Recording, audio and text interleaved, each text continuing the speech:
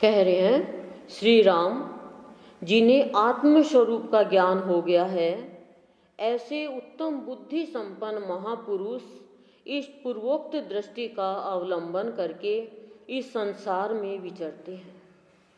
ज्ञान प्राप्ति का बता दिया, अब आगे क्या बता रहे हैं, बहुत अच्छा बताएंगे। अभी गुण की अधिकता बता दी कि राम जी में कितना गुण है, संसार की अनर्थ रूपता का पूरा बता दिया कि संसार कितना अनर्थ कर लेता प्राणी, संसार से ही अनुराग करके ये विषय की विसूचिका कैसे खत्म होगी। गरुड़ मंत्र क्या बताया, जीव और ब्रह्म एक हो जाए, एक कैसे होगा, विवेक से होगा, बताया ना विवेक। और सत्पुरुषों से शास्त्र चिंतन करे, उनसे सुने तो करें मोक्षदायिनी, परम पद देने वाली ये कथा है। और इससे लौकिक कार्य और लौकिक दृष्टिया शांत होती है। जीवन मुक्ति रूप फल के हेतु वैराग्य। अब वैराग्य का बताया कि जीवन मुक्ति के लिए, वैराग्य के लिए क्या करना है, ठीक है। और सम का, सलगम वाला शय और मछली वाला मैं, सम का क्या विशेष भाव है ये बता रहे हैं, ध्यान से सुनना। श्री राम, जिन्हें आत्म स्वरूप का ज्ञान हो गया है, अपनी आत्मा का ज्ञान हो गया, ऐसे उत्तम बुद्धि संपन्न महापुरुष इस पूर्वोक्त दृष्टि का अवलंबन करके, मतलब पूर्वोक्त पहले की दृष्टि का अवलंबन करके, यानी उसका सहारा लेकर संसार में विचरते हैं। उन्हें न शोक होता है, न कामना होती है, और न वे शुभ की याचना ही करते हैं। कि वो कैसे होते हैं, न तो उन्हें कोई दुख होता, न उनके अंदर कोई इच्छा होती, और ये शुभ की याचना करते हैं कि हे भगवान, हे ईश्वर, सबका शुभ हो, पूरे संसार में सब शांति से रहे, सबका अशुभ किसी का ही नहीं हो, सबका शुभ हो। वे इस संसार में सब कुछ करते हुए भी अकर्ता के समान रहते हैं।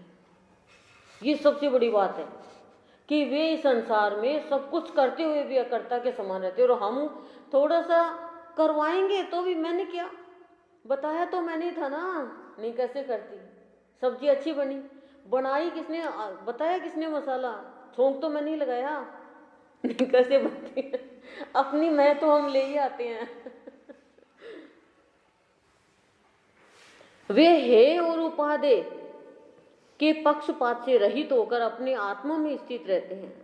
कि ऐसे पुरुष जिसने आत्म स्वरूप का ज्ञान हो गया, वे न तो किसी को है यानी घृणा की दृष्टि से देखते, और न उपादेय, न कोई श्रेष्ठ अच्छा उनके लिए तो एक आत्मा है। ये तो पक्षपात का काम है, लेकिन ये पक्षपात से रहित होते हैं और अपनी आत्मा में ही स्थित रहते हैं, पवित्रता से रहते हैं और सत्य शास्त्रों में प्रतिपादित स्वच्छ कर्म करते हुए सन्मार्ग पर चलते हैं। क्या कहते हैं, वो पवित्रता से रहते हैं, उनके अंदर कोई भी अपवित्र भाव नहीं रहता। अपवित्र भाव तो विकारों का ही है ना, पवित्र भाव रहता, कोई वासना कामना नहीं रहती। और वो सत्य रूपी शास्त्रों का रोज स्वच्छ कर्म करते हुए सन्मार्ग पर चलते हैं, कुमार्ग पर नहीं चलते, सन्मार्ग पर चलते हैं। कौन? जिन्होंने अपने आत्मस्वरूप को जान लिया। अन्य लोगों की दृष्टि से वे आते हैं, जाते हैं, कर्म करते हैं। बोले संसारी लोग हैं, अन्य लोग हैं, उनकी दृष्टि में तो वो जन्म लेते हैं, चले जाते हैं और कर्म करते हैं और बोलते हैं, परंतु वास्तव में वे न तो आते हैं, न जाते हैं, न कर्म करते हैं और न बोलते ही है। वो कुछ नहीं करते, सबसे ऊपर उठे हुए होते हैं। क्योंकि परमानंद स्वरूप परमात्मा को प्राप्त हुआ पुरुष न तो इंद्रजाल रूप मायिक कार्य करता है, न तो वो इंद्रजाल में माया रूपी कार्य करता है। कौन? जिसने परमानंद स्वरूप परमात्मा को प्राप्त कर लिया, वो पुरुष। और न सांसारिक वासनाओं के पीछे ही दौड़ता है। देखो, जिसने अपने आत्म स्वरूप को जान लिया, उसकी स्थिति बताई है। वह बालकों की सी भ्रम मूलक चपलता का परित्याग करके पूर्व कथित परमात्मा के स्वरूप में ही सदा विराजमान रहता है। कह रही वो बालक के जैसे चंचलता नहीं करता है, जो पहले कहा है उसकी स्थिति ऐसी होती है, और वो परमात्मा के स्वरूप में सदा विराजमान रहता है, कोई दुनिया का चिंतन नहीं करता। वो इस प्रकार की स्थितियां आत्म तत्व के साक्षात्कार के अतिरिक्त अन्य उपाय से नहीं उपलब्ध होती। ऐसी स्थिति आत्मा का साक्षात्कार होने पर ही प्राप्त होती है, नहीं तो ऐसी स्थिति थोड़ी देर तो होगी, फिर वापस हमारे माया चारों तरफ भिड़ जाएगी, माया अंदर भी जाके बैठ जाती है।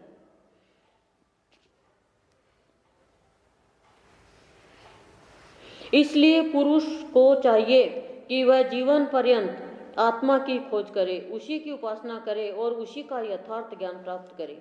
इसके अतिरिक्त उसके लिए और कोई कर्तव्य नहीं है, यही पूजा है। कैसे आत्मा को पाना है, आत्मा के लिए सब कुछ करे। सत्संग में आए, प्रभु मुझे मेरी आत्मा का ज्ञान कराओ, मैं कौन हूँ, क्या ये मेरा जीवन है, क्या मैं आत्मा हूँ, आत्मा प्रकाश पुंज है, तो मुझे मेरी आत्मा ज्ञान कराओ, मुझे आत्म स्वरूप में जीना सिखाओ। तो कह रहे हैं जीवन पर्यंत, पूरे जीवन काल तक आत्मा की खोज करे, उसकी पूजा करे और उसी का वास्तविक ज्ञान प्राप्त करे। इसके अतिरिक्त यानी इसके अलावा उसके लिए और कोई कर्तव्य नहीं है संसार में, खाली आत्मा को पाना ही कर्तव्य है। जो प्राणी आत्मा के भाव में आ जाता है उसको पता चलेगा क्या कि ये शरीर तो एक ढांचा है, जो इसको चला रही है वो तो यहाँ आत्मा विराजमान है। आत्मा निकल गई तो क्या होगा, लोग क्या करेंगे, जल्दी से बंद करो, बंद करो, नाक बंद करो, नाक बंद करो, कान बंद करो, हवा चल जाएगी। क्यों, ये हवा जो हमें ऑक्सीजन है वो हमें जरूरी है, और ये निकलने के बाद बंद कर देते हैं कि हवा भी नहीं जाए, पानी दे तो पानी निकल जाए, कुछ नहीं। तो उसको खोजो, वही पूजा है, वही कर्तव्य है। लेकिन साधारण प्राणी कहाँ जान पाएगा इन चीजों को कि आत्मा को की प्राप्ति कैसे होगी, आत्मा है क्या, शरीर थोड़ी है हम तो स्वयं आत्मा है। फिर ऐसी स्थिति प्राप्त हो जाएगी उसको। लोगों के लिए तो खाता पीता चलता कर्म करता है, लेकिन वो ऐसा कुछ नहीं करता है, वो तो बस खाली आत्मा के लिए करता है। और आत्मा को ये चीज चाहिए नहीं। संसार में आए तो कर्म तो करना ही पड़ेगा, बोलना पड़ेगा, चलना पड़ेगा। श्री राम जी आए, कृष्ण आए, उन्होंने क्या किया, शरीर के बल रहे क्या, वो तो आत्मा में ही रहे हमेशा। हमारे बाबा गुरुदेव आत्मा में ही रहे, बाबा ने तो कुछ खाया ही नहीं। जिस पुरुष को अपने अनुभव, शास्त्र वचन और गुरु के उपदेश की एक वाक्यता का निश्चय हो गया है, वह निरंतर किए गए उपयुक्त अभ्यास के द्वारा परमात्मा का साक्षात्कार कर लेता है। कौन परमात्मा का साक्षात्कार कर लेता है, तो क्या बताया, फिर से सुनना कि जिस पुरुष को अपने अनुभव, पहली बात तो अनुभव जल्दी से होता ही नहीं है, पर चाहोगे तो हो जाएगा अनुभव। अभी आग की लपटें आएगी, अनुभव होगा, लेकिन वो निकलने के बाद तो आग की लपटें अनुभव नहीं होगी, तभी तो जल जाता है सब। या तो शव बनो या शिव बनो, तो शव तो बनना ही है, उससे पहले शिव बन जाओ, फिर शव नहीं बनोगे। तो कह रहे हैं अनुभव करो। अनुभव करते, किसने मारा अनुभव किया, किसने गाली दी अनुभव किया, इसने मेरे को गाली क्यों दी, अनुभव किया दुख का। तो आत्मा का भी अनुभव करें, ज्ञान का भी अनुभव करें। शास्त्र वचन कि शास्त्रों में जो वचन कहे गए हैं और गुरु के उपदेश, गुरु क्या कह रहा है, क्या उपदेश दे रहा है, उसकी एक वाक्यता का निश्चय हो कि एक ही वाक्य निश्चित हो जाए कि जो इन्होंने कहा वो मुझे धारण करना है। ये नहीं है, नहीं ये तो कह दिया, अब दूसरे के पास जाए, अब तीसरे के पास जाए। वह निरंतर किए गए उपयुक्त अभ्यास के द्वारा, कि निरंतर किए गए ऊपर जो बताया गया है उसका अभ्यास के द्वारा परमात्मा का साक्षात्कार, वो प्राणी परमात्मा का साक्षात्कार कर लेता है। जो अनुभव करता है, शास्त्र वचन को सुनता है, गुरु के उपदेश को सुनता है, एक वाक्यता का निश्चय कर लेता है कि मुझे तो ये पाना है, तो पाना है, चाहे भारी से भारी आपत्ति क्यों ना आ पड़े। परंतु जो शास्त्र और उसके अर्थ की अवहेलना करने वाले तथा तत्वज्ञानी महापुरुष की अवज्ञा करने वाले हैं, ऐसे मूर्खों का अनुकरण कभी नहीं करना चाहिए। फैक्ट बात है। जरा सा दुख आया, नहीं अच्छे लोगों को छोड़ दिया, चलो उसके पास जाए, यहाँ तो दुख ही दुख आ गया, परेशानियां, दुख आया नहीं है, दुख दूर हुआ है, तुम्हारा दुख आने वाला था वो खत्म हो गया। सत्संग में आते हैं तो पहले ऐसे होता, परेशानी आती है, क्या होता है क्या नहीं होता है, लेकिन ये नहीं है, पहले खत्म हो रहा है वो दुख, फिर शांति मिलेगी। हमें कितनी परेशानी हुई, कितनी हुई, हम छोड़ जाते तो छोड़ जाते, अब देखो शांति से बैठे हैं। न योग वशिष्ठ सुन पाते क्या आप? नहीं सुन पाते। तो कह रहे चाहे भारी से भारी आपत्ति क्यों ना पड़े, परंतु जो शास्त्र और उसके अर्थ की अवहेलना करने वाले, आपत्ति कितनी भी है लेकिन कोई मनुष्य शास्त्र की अवहेलना करता है, सत्पुरुषों की अवहेलना करता है और उसके अर्थ को गलत बताता है और तत्वज्ञानी महापुरुषों की अवज्ञा करता है यानी अनादर करता है, ऐसे मूर्खों का अनुकरण नहीं करना चाहिए।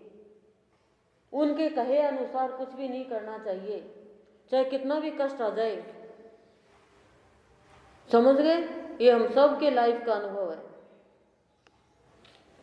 क्योंकि भूतल पर मनुष्यों को जितना कष्ट अपने शरीर में स्थित अकेली मूर्खता से प्राप्त होता है, उतना दुख शारीरिक क्लेश, विष, आपत्ति और मानसिक व्यथाएं नहीं दे सकती। समझ रहे हो? देखो क्या कह रहे हैं, कष्ट का कारण, दुख का कारण क्यों बताए। भूतल पर यानी इस धरती पर मनुष्यों को जितना कष्ट अपने शरीर में स्थित अकेली मूर्खता से प्राप्त होता है, अकेली मूर्खता से प्राप्त होता है कि इस धरती पर मनुष्य को जितना कष्ट शरीर में होने जो स्थित है अकेली मूर्खता प्राप्त होता है, उतना दुख शारीरिक क्लेश, उतना दुख और शारीरिक क्लेश, विष, आपत्ति और मानसिक व्यथा नहीं दे सकती। खुद की मूर्खता के कारण जितना दुखी होता है ना प्राणी, खाली अकेली मूर्खता के कारण, उतना ये संसार है कि ये क्लेश, शारीरिक दुख, विष, आपत्ति, मानसिक व्यथा नहीं दे सकती। खाली मनुष्य को कष्ट अपने शरीर के अंदर स्थित मूर्खता के कारण होता है। जिस दिन ज्ञान हो जाएगा उस दिन उसको ये दुख कष्ट नहीं होगा। जिनकी बुद्धि कुछ भी उत्तम संस्कारों से संस्कृत हो चुकी है यानी शुद्ध हो चुकी है, उनकी मूर्खता का विनाश करने में जैसा यह शास्त्र समर्थ है वैसा अन्य कोई शास्त्र नहीं है। बोले ये शास्त्र समर्थ है बुद्धि को शुद्ध करने में, संस्कार को शुद्ध करने में, ये शास्त्र बहुत ही शक्तिशाली है। उनकी मूर्खता का विनाश करने में जैसा यह शास्त्र समर्थ है वैसा अन्य कोई शास्त्र नहीं है। जैसे खैर से कांटे उत्पन्न होते हैं यानी बबूल के जैसा कोई पेड़ होता है, ये उसी तरह है। जितनी दुस्तर आपत्तियां, जितनी भी मुश्किल आपत्तियां और अधम कुत्सित योनियां है, यानी अधम यानी पाप की योनियां जो है, बुरी योनियां है, वे सभी मूर्खता से पैदा होती है, मूर्खता के कारण होती है। सही में अब क्या बताएं, चर्चा में बताएंगे आपको कैसे, मतलब प्रत्यक्ष रूप में भी देखा है। बहुत बड़े ज्ञानी हैं, बहुत बड़े भगवान को मानने वाले हैं, लेकिन किसी की छोटी सी बात में आकर के सत्संग का विरोध, ज्ञान का विरोध, अच्छाई का विरोध। अब सोचो उसी समय उसकी मृत्यु हो जाए तो क्या मिले उसको, कौन सी योनि मिले, पूरा करा कराया खत्म। खाना बनाया अच्छे से, खूब खाना बनाया, कम से कम भी 2 घंटा 2.5 घंटा लगी, ठीक है। अब उसको लेके जा रहे हैं और जाते टाइम गिर गया, खाना नीचे गिर गया, पकड़ के माथा बैठ जाओ, अब क्या करें। अब कौन खाएगा? पशु खाएगा, कोई भी हो जाए पशु। बस तो इतनी मेहनत से भक्ति करी, अभ्यास किया, वो किया, और किसी के भी कहने से गिर गए तो कौन मिले, कौन सी योनि मिलेगी। तो ये चीज ही देखो बिखर गई।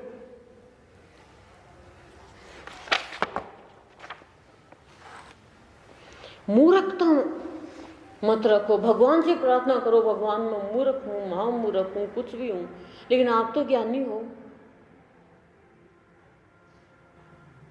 आप तो परमात्मा हो, आप तो सर्वव्यापी हो। मैं मूर्खों का अनुसरण नहीं करूं, मैं आपका ही अनुसरण करूं। भगवान मुझे इस लायक बनाओ।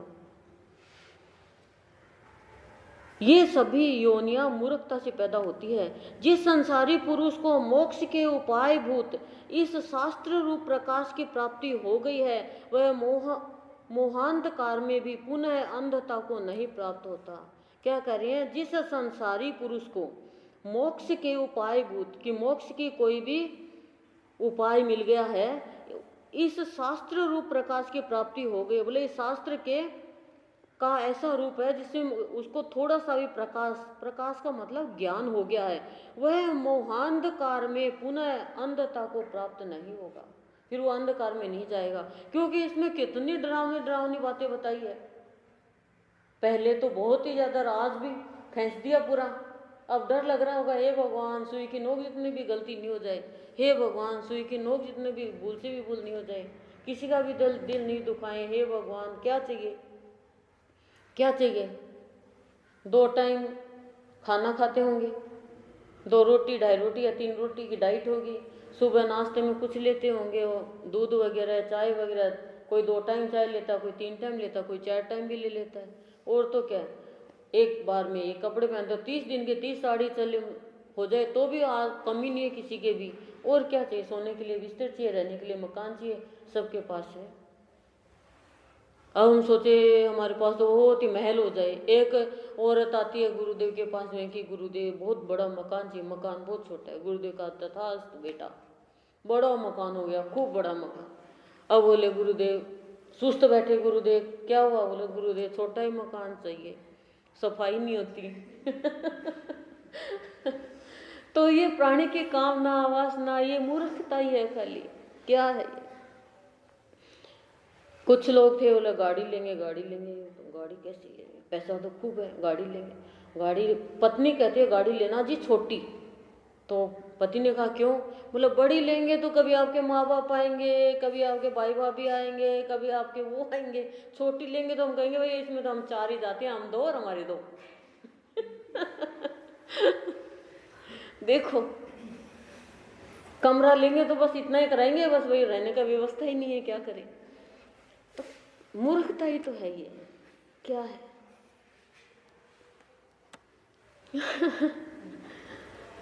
तो कह रही है इस शास्त्र के प्रकाश की प्राप्ति जिसको हो गई है, संसारी मनुष्य को मोक्ष का उपाय जान गया है, वो फिर मोह रूपी अंधकार में वापस माँ के घर में नहीं जाता।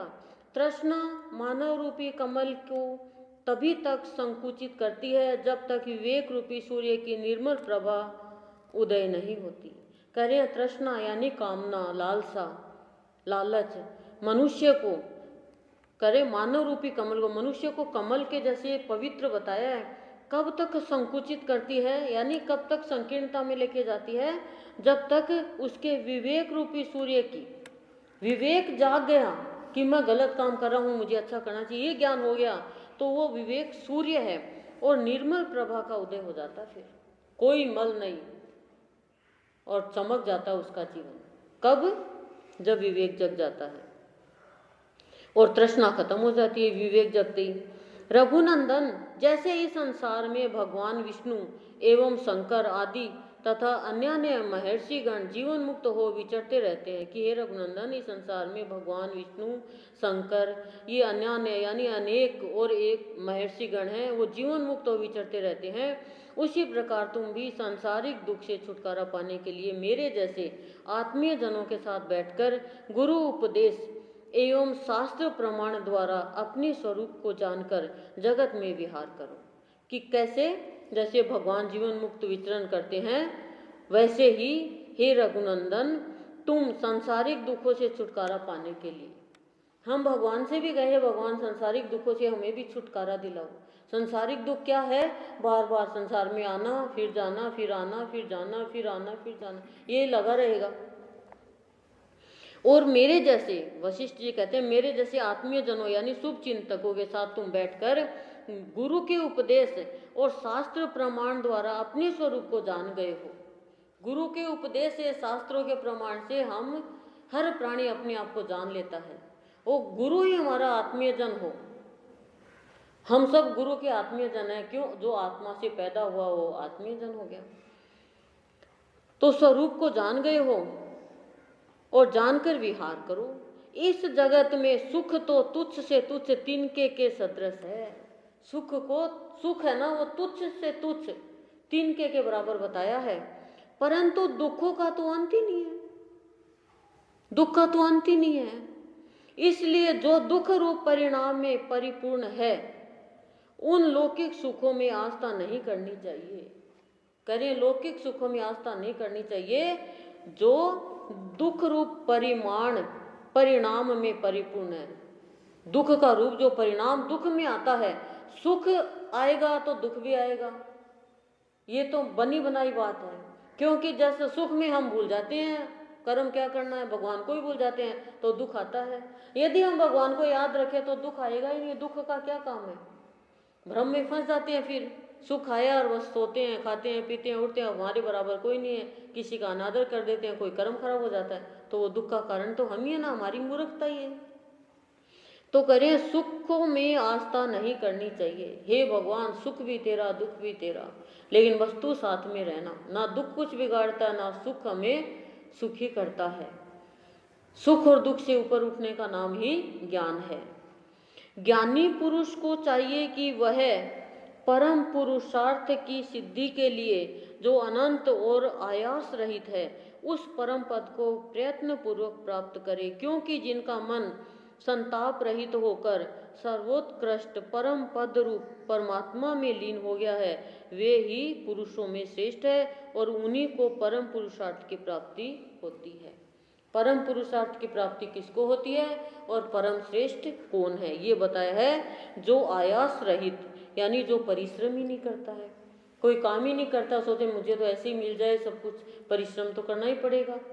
भक्ति करो, भाव लो, सत्संग में तो आना ही पड़ेगा, बैठना तो पड़ेगा, चाहे सर्दी हो चाहे गर्मी हो। तो करें, परम पुरुषार्थ की सिद्धि के लिए, कमाने के लिए बच्चे को पढ़ना पड़ता है, इंटरव्यू देना पड़ता है, नौकरी के लिए कहाँ कहाँ जाना पड़ता है, हाथ जोड़ने पड़ते हैं, किस किस को रिश्वत भी देनी पड़ जाए, कहना भी पड़ जाए कि भैया ऐसे ऐसे काम करवाना, तुम ऊंचे पद पे हो। तो करे, परम पद की प्राप्ति के लिए, परम पुरुषार्थ की सिद्धि के लिए अनंत आयास रहित है। वो कोई भी अनंत, यानी जिसका कोई अंत ही नहीं, और आयास रहित है, यानी कोई परिश्रम नहीं कर रहा है, उस परम पद को प्रयत्न पूर्वक प्राप्त करे। उसको तुम प्रयत्न पूर्वक प्राप्त करो। प्रयत्न नहीं करोगे तो कैसे मिलेगी परम सिद्धि।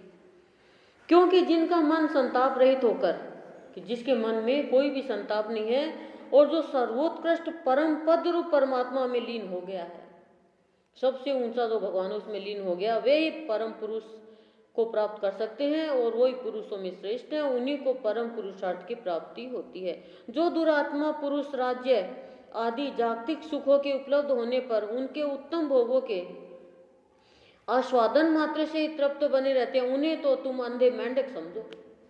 अंधे मेंढक कौन है? अंधे मेंढक है जो दुरात्मा यानी बुरी आत्मा वाला पुरुष है, और जो राज्य आदि जागतिक सुखों के उपलब्ध होने पर, राज्य मिल गया और सांसारिक सुख उपलब्ध हो गए और उनको ही उत्तम भोगों का ही आस्वादन मात्र से तृप्त हुआ, हमें तो सब कुछ मिल गया, यानी नश्वर सुख मिल गया, उनके उत्तम भोगों के आस्वादन से में ही वह तृप्त बने रहते हैं, उन्हें तुम अंधे मेंढक समझो। मेंढक भी और अंधे भी होता है, वो टर करते रहते हैं, खाली दिखता कुछ ही नहीं हो, कहीं भी चले जाते हैं। जिनकी बुद्धि आज्ञा के कारण जिनकी बुद्धि अज्ञान के कारण मंद पड़ गई है, वे मूर्ख वंचकों यानी ठगों और प्रबल दुराचारियों, लौकिक भोगों में रचे पचे रहने वालों और मित्र का सा व्यवहार करने वाले शत्रुओं में आसक्ति करने लगते हैं, जिससे उन्हें एक संकट से दूसरे संकट की, एक दुख से दूसरे दुख की, एक भय से दूसरे भय की और एक नरक से दूसरे नरक की प्राप्ति होती है। दुख, संकट, भय, नरक किसको मिलती है? जो दुरात्मा है और खाली बाहर का राज्य चाहिए, बाहर का जगत का सुख चाहिए और बाहर के भोगों में ही मस्त है, तृप्त है, वो अंधे मेंढक है। और जिनकी बुद्धि ज्ञान के कारण मंद पड़ गई, यानी बुद्धि तेज नहीं है, मूर्ख ठगों के कारण और प्रबल दुराचारी, यानी दुराचारी तो है लेकिन प्रबल है, बहुत स्ट्रोंग है, और लौकिक भोगों में रचे पचे रहते हैं, संसारिक भोगों में कि सांसारिक भोग वासना में रहने वाले, और मित्र का सा व्यवहार करने वाले लेकिन शत्रुओं में आसक्ति रखते हैं। व्यवहार तो मित्र का सा करते हैं लेकिन आसक्ति शत्रुओं में रखते हैं। जिससे उन्हें एक संकट से दूसरे संकट की, एक दुख से दूसरे दुख की, एक भय से दूसरे भय की और एक नरक से दूसरे नरक की प्राप्ति होती है। जो प्राणी ऐसा जीवन जीते हैं वो कभी शांति से नहीं रहते। इसलिए उत्तम विवेक का आश्रय लेकर अभ्यास और वैराग्य के सहयोग से उत्तम विवेक का आश्रय लो और दुख स्वरूपिणी इस भयंकर संसार नदी को पार करना सीखो, पार करना चाहिए। विवेक जगाओ, भगवान से कहो भगवान उत्तम विवेक का जागृत करो, हमें भी उत्तम विवेक का आश्रय दो, यानी गुरु का आश्रय लो और अभ्यास करो और वैराग्य का भाव रखो हर चीज से कि जो मिल गया उसमें संतोष लो, तो दुख रूपिणी भयंकर संसार रूपी नदी को पार कर जाएंगे, जिसे प्राप्त कर लेने पर पुनर्जन्म नहीं होता और जहाँ पहुँच जाने पर शोक का अस्तित्व मिट जाता है। जिसकी ऐसी स्थिति हो गई उसको दोबारा जन्म नहीं होगा और उसको कोई भी शोक यानी मन का दुख प्राप्त नहीं होगा। वह परम पद ज्ञान द्वारा ही प्राप्त किया जा सकता है। ऐसी स्थिति परम पद के ज्ञान के द्वारा ही मिलती है, नहीं तो कर्म कांड में फंसे रहेंगे। इधर आज ये पूजा कर लिया, आज ये पूजा कर ली, और अपने राजस्थानियों के लिए तो 365 के 365 दिन देवी देवताओं की पूजा होती है, एक दिन भी ऐसे नहीं बढ़ते। फिर इतना भ्रम होता है कि इसकी नहीं करी, उसकी नहीं करी, सांप की भी, बिच्छू की भी, पेड़ की भी, पौधे की भी, दीवार की भी, कोयले की भी, सबकी पूजा है। वहाँ जाते हैं शीतला माँ के, शीतला माँ कहते तुम शीतल रहो, रोटी खाने से शीतल थोड़ी होगी। उस टाइम शीतला की अच्छा है, लेकिन वो गंदी मिट्टी का लड्डू बना के लाओ, फिर घर मेरे को, फिर उसका वो पानी लगाओ, कहीं के चावल चल जाए, कोई बाजरा चल जाए, क्या है ये? टीका हल्दी का लगाओ, चंदन का लगाओ, क्या है ये? एक में ही सबको देख लो ना, सब देवी देवता एक में ही है, गुरु में सब विराजमान है। आत्मा का ज्ञान करो, आत्मा का ज्ञान इनसे होगा ही नहीं, तो इसमें प्राप्त किया जा सकता है, इसमें कुछ भी संदेह नहीं है। इस संसार में जब पुरुष की शीघ्र मोक्ष प्राप्ति के उपाय के चिंतन में प्रवृत्ति होती है कि ये प्रवृत्ति रखो, ये बहते जाओ उस चीज में, किसमें कि भगवान मेरे को मोक्ष चाहिए, मुझे और जन्म नहीं लेना, मुझे मोक्ष चाहिए, इसी जन्म में मोक्ष चाहिए, तब वह मोक्ष प्राप्ति का पात्र कहा जाता है। उस प्रवृत्ति के प्राप्त हो जाने पर उत्तम कैवल्य पद की प्राप्ति में कष्ट नहीं उठाना पड़ता। कह रही है फिर वो प्रवृत्ति प्राप्त कर लेता है, उसकी आदत ऐसी बन जाती है, कर्म ऐसे बन जाते हैं, वो बहने लग जाता है उसमें, फिर वो उत्तम कैवल्य यानी उत्तम मुक्ति का पद प्राप्त कर लेता है, कोई कष्ट नहीं होता उसे। उस केवल रूप परमात्मा की प्राप्ति में धन संपत्ति, मित्र, भाई, बंधु, हाथ पैर का संचालन, देशांतर गमन, शारीरिक कष्ट सहन और तीर्थ सेवन आदि उपकारी नहीं हो सकते। बोले ये कोई भी तुम्हें उपकारी नहीं है, कोई भी तुम्हारा भला नहीं कर सकते, ये कोई भी। कौन कौन? अब ध्यान से सुनो। परमात्मा को पाने के लिए, मुक्ति प्राप्त करने में, परमात्मा की प्राप्ति में धन संपत्ति, मित्र, भाई बंधु, हाथ पैर का संचालन, देशांतर गमन, एक देश से दूसरे देश में जाना, शारीरिक कष्ट सहन और तीर्थ सेवन आदि उपकारी नहीं हो सकते प्रभु प्राप्ति में। वह तो एकमात्र पुरुषार्थ से साध्य केवल परमात्मा की प्राप्ति की वासना रूप कर्म से एवं मनोजय से प्राप्त किया जा सकता है। मन के ऊपर विजय प्राप्त करो और वासना रूप कर्म से एवं मनोजय से, वासना रूप कर्म को खत्म करो, मन के ऊपर विजय प्राप्त करो। क्या बता रहे हैं? वह तो एकमात्र पुरुषार्थ से साध्य केवल परमात्मा की प्राप्ति की वासना रूप कर्म से, साध्य क्या है? हमारा परमात्मा, उसको पाने के लिए मन पर विजय प्राप्त करो। सुख पूर्वक सेवन करने योग्य आसन पर बैठकर उस पर ब्रह्मा का चिंतन करने वाले पुरुष को उपयुक्त परम पद की प्राप्ति हो जाती है। क्या है? सुख पूर्वक सेवन करने योग्य आसन पर बैठकर उस पर ब्रह्म परमात्मा का चिंतन करने से, परमात्मा का चिंतन करने से पुरुष को परम पद की प्राप्ति हो जाती है। सुख पूर्वक आसन पे बैठो, सुखासन में, और पर ब्रह्म परमात्मा का चिंतन करो, उसके बाद करो, फिर तो उसे न शोक करना पड़ता है और न संसार में उसका पुनर्जन्म ही होता है। न तो उसको कोई शोक होगा न पुनर्जन्म होगा। जैसे मृग तृष्णा में जलाभास दिखता है, मृग तृष्णा में जल दिखता, आभास होता है कि जल है, लेकिन जल नहीं होता, वास्तव में वहाँ जल नहीं रहता। उसी तरह स्वर्ग लोक और मनुष्य लोक के संपूर्ण भावों के विनाशी होने के कारण इन दोनों लोकों में वास्तविक सुख नहीं है, कहीं भी सुख नहीं है। सुख तो मनुष्य के भाव में है। क्या करें, मृग तृष्णा में लगता है जल है, लेकिन जल नहीं है। उसी तरह से वास्तव में जल नहीं रहता। उसी तरह स्वर्ग लोक और मनुष्य लोक के संपूर्ण भावों के विनाशी होने के कारण इन लोकों में है ही नहीं सुख, ये तो विनाशी है। सुख तो अविनाशी में है, और अविनाशी कौन है? आत्मा। आत्मा प्राप्त होने के बाद में दुख सुख कुछ भी नहीं लगता। कोई बात भी कहता तो लगती नहीं है, उसे ऐसा लगता है कि मैं तो आत्मा हूँ, मुझे लगेगी नहीं, एहसास ही नहीं होगा, अनुभव ही नहीं होगा। जैसे एक छोटे बच्चे को गाली का नहीं पता रहता, ऐसे ही उसके जीवन में भी जिसको परम पद की प्राप्ति होगी उसको भी कोई बात का असर नहीं होता है।